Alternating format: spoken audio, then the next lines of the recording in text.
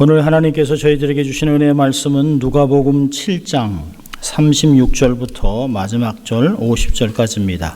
신약 102페이지에 있습니다. 누가복음 7장 36절부터 마지막 절입니다. 하나님 말씀을 봉독할 때 여러분의 심령과 귀에 은혜가 있기를 바랍니다. 36절입니다. 한 바리새인이 예수께 자기와 함께 잡수시기를 청하니 이에 바리새인의 집에 들어가 앉으셨을 때에 그 동네에 죄인인 한 여자가 있어 예수께서 바리새인의 집에 앉으셨음을 알고 향유 담은 옥합을 가지고 와서 예수의 뒤로 그 발 곁에 서서 울며 눈물로 그 발을 적시고 자기 머리털로 씻고 그 발에 입맞추고 향유를 부으니 예수를 청한 바리새인이 이것을 보고 마음에 이르되 이 사람이 만일 선지자더면 자기를 만지는 이 여자가 누구며 어떠한 자 곧 죄인인 줄을 알았으리라 하거늘 예수께서 대답하여 가라사대 시몬아 내가 내게 이를 말이 있다 하시니 저가 가로되 선생님 말씀하소서. 가라사대 빚주는 사람에게 빚진 자가 둘이 있어 하나는 500데나리온을 줬고 하나는 50데나리온을 줬는데 갚을 것이 없으므로 둘 다 탕감하여 주었으니 둘 중에 누가 저를 더 사랑하겠느냐. 시몬이 대답하여 가로되 제 생각에는 많이 탕감을 받은 자니이다. 가라사대 내 판단이 옳다 하시고 여자를 돌아보시며 시몬에게 이르시되 이 여자를 보느냐? 내가 내 집에 들어오매 너는 내게 발 씻을 물도 주지 아니하였으되 이 여자는 눈물로 내 발을 적시고 그 머리털로 씻었으며 너는 내게 입맞추지 아니하였으되 저는 내가 들어올 때로부터 내 발에 입맞추기를 그치지 아니하였으며 너는 내 머리에 감람유도 붓지 아니하였으되 저는 향유를 내 발에 부었느니라. 이러므로 내가 내게 말하노니 저의 많은 죄가 사하여졌도다. 이는 저희 사랑함이 많음이라. 사함을 받은 일이 적은 자는 적게 사랑하느니라. 이에 예수께서 이르시되 여자에게 이르시되 내 죄사함을 얻었느니라 하시니 함께 앉은 자들이 속으로 말하되 이가 누구기에 죄도 사하는가 하더라. 예수께서 여자에게 이르시되 내 믿음이 너를 구원하였으니 평안히 가라 하시니라. 아멘. 하나님 말씀이었습니다. 여러분 참 잘 오셨습니다. 또 우리 한번 양손을 가슴에 얹고 우리가 두 번 외쳐보는데요. 난 하나님의 특별한 사랑을 받은 사람입니다. 두 번 믿음으로 고백합니다. 나는 하나님의 특별한 사랑을 받은 사람입니다. 난 하나님의 특별한 사랑을 받은 사람입니다. 믿습니까 여러분? 이런 분들입니다. 예. 반갑습니다. 어떤 분은 지난주에 뵙고 어떤 분은 7개월 만에 뵙고 이게 참 사랑하는 사람을 기다린다는 게 참 이렇게 좀 마음이 그렇습니다. 하여튼 반가운 모습들 너무 감사합니다. 자, 여러분들은 하루에 거울을 얼마나 보십니까? 자주 보시는 편이십니까? 어느 그 조사에 따르면 일반적으로 평균적으로 하루에 사람이 15분에서 20분 정도의 거울을 본다고 합니다. 그러니까 수십 번은 보는 거죠. 하루에 24시간에서 8시간을 잠자는 시간을 빼고 16시간에 20분이면 48분의 1, 하루에 48분의 1을 거울을 보고 살아간다고 합니다. 뭐 나야 거울 안 봐도 뭐 자신 있지 하는 사람이 있을 수 있습니다만은 저는 거울을 잘 안 봅니다. 제가 자신 있어서 그런 게 아니라 보나 안 보나 똑같기 때문에 거울을 보지 않습니다. 제가 거울을 보는 것은 사람을 만날 때나 아니면 외출할 때 상대방에게 신뢰가 되지 않도록 거울을 들여다봅니다. 머리가 헝클어지지 않았나, 또 얼굴이나 옷에 좀 지저분한 게 묻지 않았나, 또 이렇게 복장은 단정한가 스스로 돌아봅니다. 외모를 살피는 것 중요한 것입니다. 그러나 외모보다 더 중요한 것은 내면이 더 중요합니다. 외모라고 하는 것은 어떤 면에서는 이렇게 옷이나 포장과 같습니다. 실제 우리의 모습은 아닙니다. 옷이 날개라고 해서 좋은 것을 입으면 기분도 좋지만 그러나 우리의 마음이나 본질까지 바뀌는 것은 아닙니다. 근데 우리는 가끔 속고 삽니다. 우리가 좋은 직장을 갖고 학력도 있고 재력도 있고 모든 것을 갖고 있으면 나는 괜찮은 사람이라 생각합니다. 어떤 사람은 재력도 있고 학력도 있고 사회적인 지위도 있어서 사람들에게 많이 존경을 받지만 사실은 매우 형편없는 사람인 것을 알 때가 있습니다. 스스로 자기가 잘났다 생각해서 다른 사람을 쉽게 판단하고 또 가난하고 소외된 자들을 우습게 취급하는 사람들이 있습니다. 쓸데없는 우월 의식을 갖고 있는 것이죠. 하늘에서 보면 도토리 키재기입니다. 비행기를 타보면 그 높았던 산도, 그 높았던 빌딩도 한 점으로밖에 보이지 않습니다. 멀리 올라가면 아무것도 보이지 않습니다. 땅에서나 내가 잘나고 내가 못나고 하고 이렇게 비교하지만 하나님 보시기에는 아무것도 아닙니다. 다 똑같습니다. 여러분들 오히려 겉보기에는 드러난 것도 없고 내놓을 것도 없는데 인품이 아주 좋은 사람들이 세상에 의외로 많이 있는 것을 보게 됩니다. 야, 저 사람 정말 보기에는 안 그런데 정말 좋은 사람, 진국, 변함없다. 야, 이 인품이 얼마나 좋은지라고 칭찬을 할 때가 많이 있습니다. 오늘 질문은 나는 진짜 나의 진짜 모습을 알고 있는가? 나는 나의 실체를 알고 있는가? 중요한 것입니다. 우리가 거울을 통해서 외모를 보는 것 같이 영적인 거울인 성경을 통해서 우리의 내면을 볼 줄 아는 사람이 되어야 할 것입니다. 오늘은 예수님의 비유 26번째입니다. 본문을 가지고 많이 사함받은 자라는 제목으로 은혜와 도전을 받으려고 합니다. 오늘 본문의 배경을 보면 우리가 오늘 성경도 이렇게 제 성경에도 보면 타이틀이 제목이 있습니다. 한 여자가 예수께 향유를 붓다. 일반적으로 우리가 잘 알고 있는 옥합을 깨뜨린 여인의 이야기는 본문의 얘기가 아닙니다. 옥합을 깨뜨린 여인의 이야기는 마태, 마가, 요한에 등장한 내용입니다. 이 내용들을 보면 마태나 마가나 요한의 내용은 예수님의 공생의 마지막 부분에 기록되어 있습니다. 그래서 마태나 마가, 요한의 기록을 보면 이 향유를 옥합을 깬 여인의 이야기 뒤에 바로 유다의 배신과 예수님이 십자가 달리는 사건으로 바로 연결되고 있습니다. 장소도 다릅니다. 마태, 마가, 요한의 장소는 베다니 나병 환자 시몬의 집이라고 얘기하고 있습니다. 오늘 누가복음에서는 바리새인 시몬의 집으로 기록합니다. 향유를 부은 것도 다릅니다. 마태, 마가, 요한은 예수님의 머리에 향유를 붓습니다. 근데 오늘 본문은 예수님의 발에 향유를 붓습니다. 사실은 향유 종류도 사실은 다릅니다. 똑같은 내용이 아니라 두 가지의 사건을 다르게 기록한 것입니다. 오늘 본문의 내용은 오직 누가복음에만 기록되어 있는 내용입니다. 자, 오늘 핵심 가르침을 등장인물을 중심으로 살펴보려고 합니다. 자, 오늘 등장하는 인물 첫째가 바리새인 시몬입니다. 여기서 나오는 시몬은 시몬 베드로가 아닙니다. 시몬은 아주 일반적인 이름입니다. 바리새인 시몬. 여러분, 이 시몬이 한 바리새인이 예수께 자기와 함께 잡수시기를 집으로 청했습니다. 예수님 당시에 랍비나 스승을 자기의 집에 초청을 하면 주인은 정성스럽게 성의를 다해 환대를 해야 합니다. 그 당시에 손님을 위해서 세 가지 일을 하는데요. 첫째로는 발을 씻어주거나 아니면 자기보다 지위가 낮으면 발을 씻도록 물을 줍니다. 왜냐하면 그 당시에 유대는 비포장 도로고 샌들을 신고 다녔기 때문에 발에 먼지와 진흙 투성이가 아주 쉽게 됩니다. 그래서 발을 씻고 집으로 들어가게 됩니다. 두 번째로는 환영하는 의미로 어깨에 손을 얹고 키스를 해줍니다. 이렇게 해줍니다. 지금도 중동에서는 또 유럽에서도 이런 일이 많이 있습니다. 세 번째는 머리에 기름을 발라주거나 기름을 부어주는 것입니다. 이렇게 함으로 손님에게 있는 땀 냄새나 또 나쁜 냄새를 제거해주고 또 손님을 하여금 상쾌한 기분을 갖도록 이렇게 환대를 해줍니다.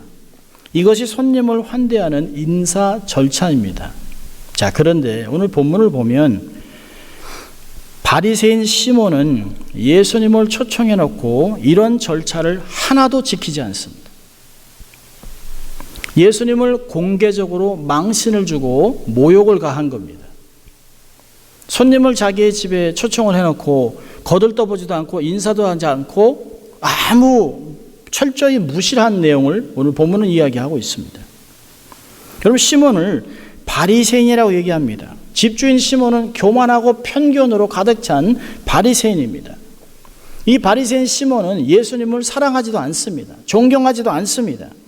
단지 사람들이 예수님을 선지자라 메시아라고 얘기하니까 혹시 그럴까 아닐까 증거를 잡기 위해 청한 것입니다. 자, 그런데 마침 동네에서 죄인이라고 낙인이 찍힌 여자가 집에 등장합니다.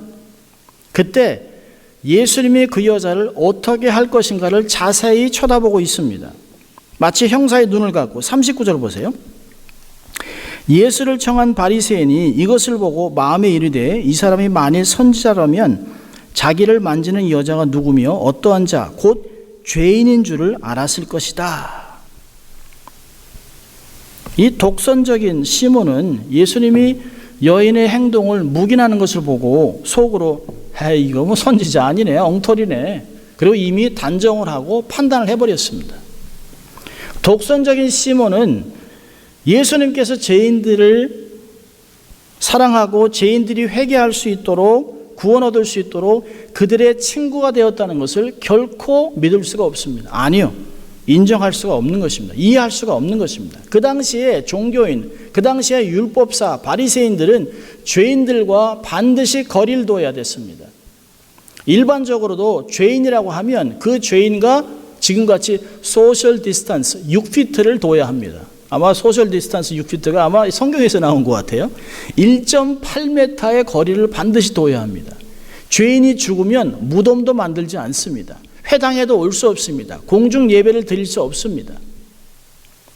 그러니까 바리새인 시몬은 나는 죄인들과 상종하지 않습니다. 나는 우리의 시대, 지금 당시의 규범대로 살아갑니다. 여러분, 사람들이 예수님을 세리와 죄인의 친구라고 한 것은 조롱하는 말입니다. 비하하는 말입니다. 이 바리새인 시몬은 적어도 자기가 의롭게 살려고 노력하고 남들과는 다른, 마치 누가복음 18장에 바리새인과 그 세리가 기도하는 것 같이 나는 이 죄인과 같지 않다라고 얘기했던 것 같아 똑같은 자세로 삶을 살아가고 있는 사람입니다. 자, 두 번째 등장하는 인물은 옥합을 깬 여인입니다. 여러분, 오늘 본문은 성경에서도 얘기하고 시몬의 입으로도 그 여자를 죄인이라고 얘기합니다. 많은 학자들이 이 죄인, 아마 이 여자는 창기가 아니었나, 그러나 성경이 얘기하지 않기 때문에 이 사람은 어떤 삶을 살았든 간에 죄인으로 낙인을 찍힌 사람입니다. 동네가 다 아는 죄인입니다. 근데 이 여인이 예수님이 바리새인 시몬의 집에서 식사한다는 이야기를 듣고 가장 먼저 한 것은 자기가 갖고 있는 옥합, 향유 담은 옥합을 가지고 옵니다. 예수님께 감사를 표하고 싶었던 것이죠. 비록 자기가 거부당하고 무시당하고 모욕당할 위협을 무릅쓰고 아주 엄한 바리새인의 집에 들어갑니다. 자, 그러자 여인이 들어가자, 여기 표현하지 않습니다만 주인은 물론 주위에 있는 많은 사람들이 여인을 보고 아주 불쾌한 모습을 띄었습니다. 아마 뒷걸음 쳤는지도 모르죠. 소셜 디스턴스를 두기 위해서. 그리고 속으로 아니 이런 죄인이 여기가 어딘 줄 알고 라고 하는 표정으로 분위기가 갑자기 아주 적막이 흘렀습니다. 여인은 왜 옥합을 갖고 주님께 왔을까요? 주님이 세리와 죄인들을 용납하고 하나님의 죄인을 사랑하고 용서한다는 그 메시지로 자신이 자유함을 얻었습니다. 그래서 그 감사함을 표현하기 위해 옥합을 가져왔습니다. 자, 그런데 가만히 보니까 자기가 사랑하는 그 예수님이 사람들에게 모욕을 당하고 있습니다. 공개적으로 무시를 당하고 있는 것이 마음이 아파 견딜 수가 없습니다. 그래서 누가는 이 여인의 한 행동을 아주 자세하게 기록합니다. 38절을 보면 예수의 뒤로 그 발 곁에 서서 울며 눈물로 그 발을 적시고 자기 머리털로 씻고 그 발에 입 맞추고 향유를 부었다. 순서적으로 계속해서 진행되고 있는 행동을 기록하고 있습니다. 여기서 적셨다라고 하는 브레코라고 하는 헬라 단어는 비가 내린다라고 하는 동사입니다. 이 여인이 예수님 앞에 와서 자기가 정말 죄된 삶을 살았었는데 자기를 용서해 준 은혜에 너무 감사해서 그냥 눈물이 글썽글썽한 정도가 아니라 비가 올 정도로 눈물이 하염없이 흘렀다라고 얘기하는 것입니다. 엉엉 소리내지 않았지만 눈물이 마치 물로 발을 씻어주는 것 같이 눈물이 얼마나 많이 흘렀으면 발을 씻으실 정도로 물같이 된 것입니다. 또 하나는 여인이 자기의 머리털로 예수님의 발을 씻었습니다. 중동의 전통적인 사회에서는 여인들이 사람들 앞에 머리를 드러내지 않습니다.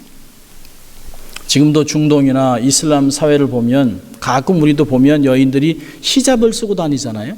머리를 보여주지 않습니다. 여인은 자기 남편에게만 머리를 보여줍니다. 아주 아프가니스탄 같은 아주 전통적인 이슬람들은 여인들이 모습을 전혀 보일 수 없도록 부르카라고 하는 눈앞에 스크린만 달아놓고 완전히 다 가리고 살아갑니다. 조금 많이 풀어놓고 산다고 하는 이란, 터키도 여인들이 여전히 히잡을 쓰고 다닙니다. 자, 그런데 여기 등장하는 여인은 자기의 머리를 풀어서 주님의 발을 씻었습니다. 이건 수치입니다. 그런데 이 여인은 수치를 무릅쓰고 주님께 최고의 사랑과 최고의 헌신을 드린 것입니다. 주님은 이 여인의 마음을 이미 다 알고 있습니다. 일반적으로 다른 바리새인 같았으면 아마 바로 물리쳤을 것입니다. 여인이 자기의 몸에 손을 댄다, 더군다나 죄인이라고 하는 여자가 자기의 몸에 손을 대면 아마 분명히 일반적인 랍비였다면, 일반적인 바리새인이었다면 바리새인 시몬을 불러서 시몬! 그러면 시몬이 바로 여종을 시켜서 여인을 쫓아냈을 것입니다. 그런데 예수님은 그 여인의 사랑과 헌신을 다 받으셨습니다. 그 여인의 슬픔과 기쁨과 감동을 다 알고 있습니다. 그 여인의 과거와 현재를 다 알고 있습니다. 여러분, 이 본문에 보면 이 여인은 한마디의 말도 하지 않습니다. 그런데 이 여인의 행동은 어떤 말보다 더 큰 소리가 납니다.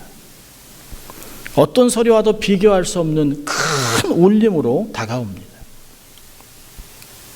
아마 예수님은 뚝 떨어져서 예수님이 어떻게 할까를 아마 이렇게 조롱한 듯이 비하듯이 쳐다보고 있는 바리새인 시몬과 다른 사람들, 또 한쪽에서는 자기의 발을 씻고 있는 여인 사이에서 예수님이 침묵을 깨고 말합니다.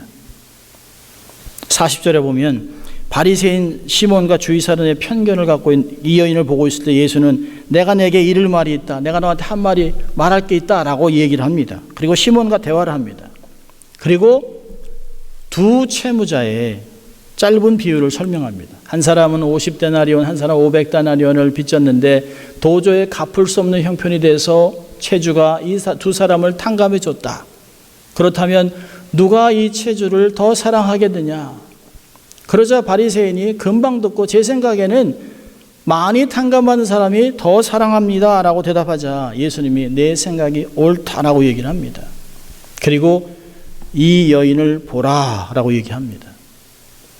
그리고 예수님이 44절부터 46절까지 이 여인의 한 행동과 시몬의 무례함을 비교하면서 공개적으로 이야기합니다. 44절부터 보면 그 당시에 반드시 시몬이 했어야 될 환대 절차를 얘기하면서 하지 않은 것을 지적합니다. 너는 내게 발 씻을 물도 주지 않았지만 이 여인은 자기를 낮춰 회개의 눈물로 내 발을 씻었다. 너는 나를 맞이하면서 형식적인 입맞춤도 하지 않았지만 이 여인은 겸손한 모습으로 내 발에 입맞추기를 그치지 않았다. 너는 나의 머리에 값싼 올리브 오일, 감람유도 붓지 않았지만 이 여인은 나의 발에 값비싼 향유를 부었다. 여러분, 이 당시에 주인이 손님을 무례하게 공개적으로 모욕을 줬는데요. 그 그 모욕을 반전시킨 것이 이 여인입니다. 어떤 면에서는 여인의 모습에서는 그 바리새인이 공개적으로 반대로 모욕을 당한 것입니다.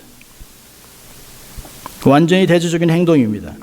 이 이유에 대해서 주님은 47절에 이렇게 얘기합니다. 이러므로 내가 네게 말하노니 그의 많은 죄가 사하여졌도다. 이는 그의 사랑함이 많음이니라. 사함을 받은 일이 적은 자는 적게 사랑하느니라. 여러분, 이 여인의 행동은 자신의 많은 죄를 용서받은 결과라고 얘기하고 있습니다. 여인이 이런 한 행동 때문에 용서받은 것이 아닙니다. 용서함을 받았기 때문에 감사해서 이런 행동을 했다는 것이에요. 죄가 사하여졌도다라고 하는 말은 현재 완료 시제인데요. 이것은 여인이 이미 죄의 사함을 받은 상태였는데 예수님이 이 사실을 사람들 앞에 확인시켜 준 것입니다. 여러분, 48절에 이렇게 얘기합니다. 여자에게 이르시되 내 죄사함을 얻었느니라. 그리고 예수님이 이렇게 하신 이유가 뭘까요? 예수님이 공개적으로 그 여인 앞에 내 죄가 사해졌다라고 얘기하는 두 가지 목적이 있습니다. 첫째로는 그녀가 확고한 확신을 갖고 살 수 있도록 죄사함을 선언해 준 것입니다. 두 번째로는 바리새인과 주위의 사람들이 더 이상 이 여인을 죄인 취급하지 않도록 권면한 것이에요. 더 이상 죄인 취급하지 말아라. 그리고 50절에 예수님은 여인에게 내 믿음이 너를 구원하였으니 평안히 가라. 샬롬이라는 단어를 얘기하고 있습니다. 이 히브리어로 샬롬은 영혼과 육신의 형통을 이야기합니다. 구속받은 여인의 마음속에 하나님이 주시는 기쁨을 이야기합니다. 세상에 줄 수도 없는, 알 수도 없는 하늘의 평강을 그 여인의 마음에 심어주신 것입니다. 여러분, 죄사함을 받은 사람은 그것이 주님을 사랑함으로 나타납니다. 많이 죄를 용서함을 받은 사람은 많이 사랑하고, 용서받은 것이 적은 사람은 적게 사랑한다. 이것이 바로 예수님이 말씀하시는 요점입니다. 우리는 가끔 이 정도면 됐지, 이 정도면 잘 사는 거지, 신앙생활 잘하는 거지 라고 생각할 때가 있습니다. 근데 여러분, 사도 바울의 고백을 들어보십시오. 나는 죄인 중에 괴수라. 나는 사나 주나 주의 것이라. 나는 충성되지도 않는데 충성되 여겨 내게 직분을 주셨다. 여러분, 하나님의 은혜를 경험한 사람, 죄 용서함을 받은 사람의 특징은 자기를 낮추는 것입니다.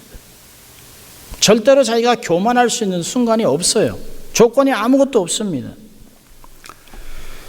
여러분, 주님은 여인을 사랑한 것만큼 바리새인 시몬도 사랑하셨습니다. 예수님은 바리새인 시몬이 자기를 함부로 취급하고 모욕을 줄 것을 다 알고 있었습니다. 자기를 존경하지 않는 것도 알고 있었지만 그것을 알면서도 그 초대에 응했습니다. 홀대를 감당하셨어요. 예수님은 바리새인에게 빛을 비춰주고 그로 깨닫게 하고 싶었던 것입니다. 여인을 구원한 것 같이 바리새인도 건지려고 하셨던 것입니다. 오늘 사건을 통해 사실은 여인의 삶을 통해 바리새인 시몬의 삶에 큰 충격이 가해졌을 것입니다. 나는 지금까지 어떻게 살았나? 내가 저 여인보다 더 나은 게 뭘까?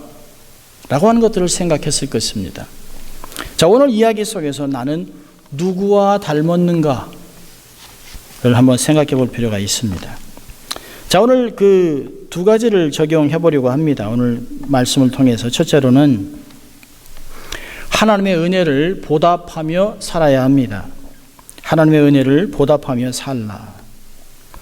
하나님이 베풀어 주신 은혜를 늘 마음에 기억하고 새기고 표현하며 살아야 합니다. 시편 116편 12절은 여호와께서 내게 주신 모든 은혜를 무엇으로 보답할꼬? 여러분, 은혜는 감사를 낳습니다. 은혜가 깨달아지면 모든 것이 감사합니다. 나같이 부족하고 말씀대로 살지 못하고 만나 실족하는 이런 사람을 이제까지 참아주시고 또 믿어주시고 또 격려하시는 주의 사랑이 얼마나 큽니까? 찬송가 405장을 보면 나 같은 죄인 살리신 주 은혜 놀라워 잃었던 생명 찾았고 광명을 얻었네. 구원해 주신 은혜에 감사합니다. 죽었던 사람을 살려주셨습니다. 죄인에서 성도로 신분을 높여주셨습니다. 하나님의 은혜에 감사하는 것이에요.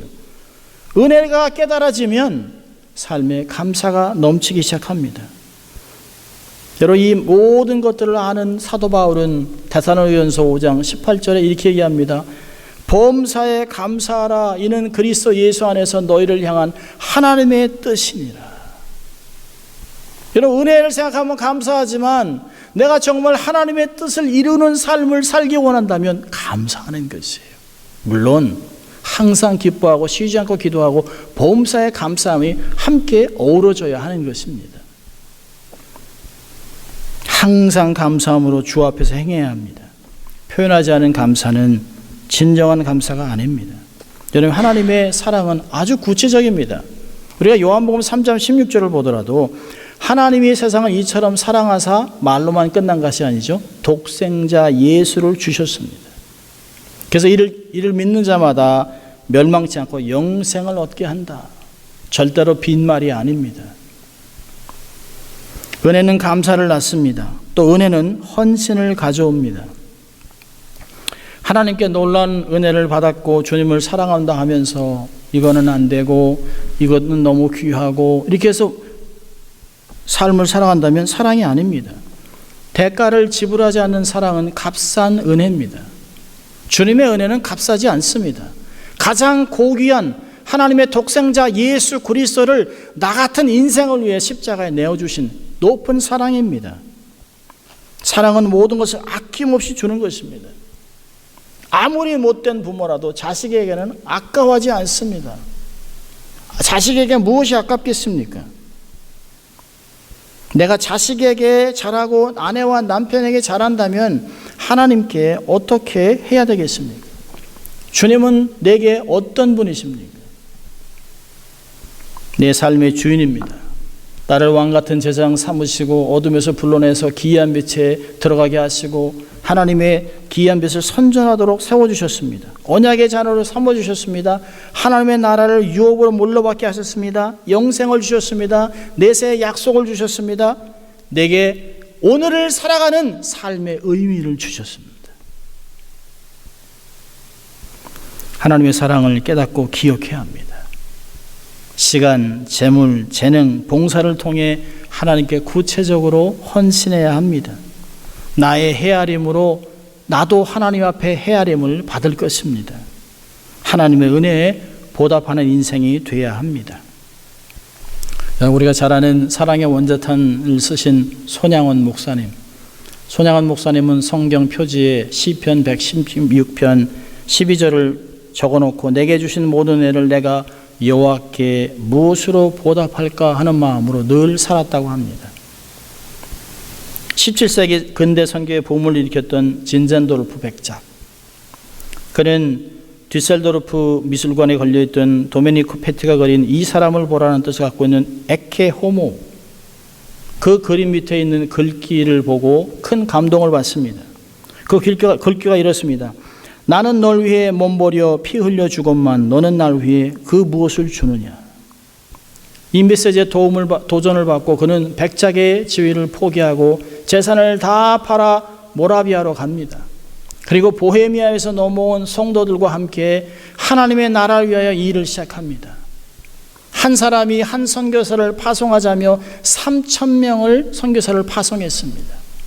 기록으로 보면 이 모라비안 교도들이 150년 동안 조선이란 땅을 위해 기도하다가 선교사가 조선에 들어왔다라고 합니다.